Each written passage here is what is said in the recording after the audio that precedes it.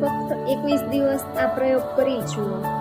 બાળકની કોઈ આદત છોડાવવી, ગુસ્સો, જીદી, ચીડિયો સ્વભાવ, બાળકો માટે આ પ્રયોગ ખૂબ જ અસરકારક છે. બાળક જ્યારે સૂઈ જાય છે ત્યારે બોલો અને 5 વખત ઓમ બોલો. જે પણ આદત છોડાવી હોય તેને સકારાત્મક રીતે બાળકના કાનમાં ધીરેથી બોલો. બાળક બહુ જ ગુસ્સો કરતું હોય, જીદ કરતું હોય, વાત ના માનતું હોય તો પણ તે દરેક વસ્તુઓને સકારાત્મક રીતથી બાળકને કહો. જેમ કે તું તો બહુ હોશિયાર છે, બહુ જ સમજુ છે, બધી વાતો ખૂબ જ સારી રીતે સમજે છે અને બધાની સાથે ખૂબ જ સરસ રીતે હસીને રમે છે. મમ્મી પપ્પા તને ખૂબ જ પ્રેમ કરે છે અને તું પણ મમ્મી પપ્પાની બધી વાતો ખૂબ જ સારી રીતે સમજીને માને છે.